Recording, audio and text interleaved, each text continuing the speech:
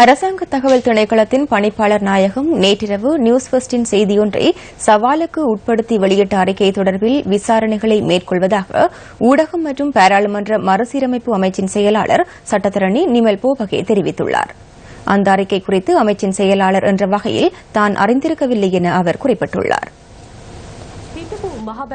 மத்திய வங்கியின் முன்னாள் ஆளுநர் அர்ஜுன் மகேந்திரன் அரசாங்கத்தில் பதவிகளை வகிக்கின்றாரா என்பதை கேள்விக்குட்படுத்தி நியூஸ் ஃபர்ஸ்ட் நேற்று வெளியிட்ட செய்தியொன்று தொடர்பில் அரசாங்க தகவல் திணைக்களத்தின் பணிப்பாளர் நாயகம் வெளியிட்ட அறிக்கையை அடிப்படையாக வைத்து சுயாதீன தொலைக்காட்சி சேவை நேற்றிரவு செய்தியொன்றை வெளியிட்டிருந்தது. சுயாதீன தொலைக்காட்சி சேவை நியூஸ் ஃபர்ஸ்ட் தொடர்பில் செய்தி வெளியிட்ட முதல் சந்தர்ப்பம் இதுவல்ல.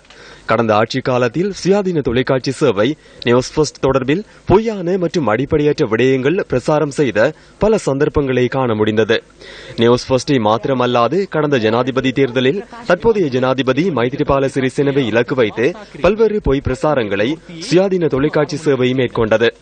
அதன்போது சுயாதீன தொலைக்காட்சி சேவை வெளியிட்ட செய்திகளில் அதிகமானவை ஜனாதிபதி மைத்ரிபால சிறிசேனவை தனிப்பட்ட முறையில் அபகீர்த்தி ஏற்படுத்தும் வகையில் இருந்தது. சுயாதீன தொலைக்காட்சி நேற்றிரவு முதல் தமது வழமையான செயற்பாட்டை ஆரம்பித்து நியூஸ் ஃபர்ஸ்டை இலக்கு வைத்து ஒளிபரப்பு செய்த செய்தி தொடர்பில் ஊடகத்துறை அமைச்சு பதில் வழங்கியுள்ளது. இந்த செய்தி தொடர்பில் வெளியிடப்பட்ட அறிக்கை அவரது தனிப்பட்ட கருத்து என அமைச்சின் செயலாளர் கூறியுள்ளார்.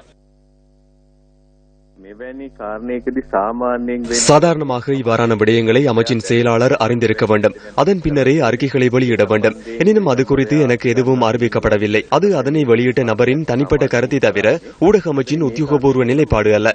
இவ்வாறான விடயங்கள் தொடர்பில் இதற்கு முன்னரும் பிரச்சனைகள் எழுந்தன. இவ்வாறு அறிக்கைகளை வெளியிட்டு பின்னர் வாபஸ் பெற்றுக் கொண்டனர். எனவே இது குறித்து பொறுப்புடன் செயற்பட வேண்டும். எனவே இது குறித்து விசாரணை செய்யும் பொறுப்பு எனக்கு உள்ளது.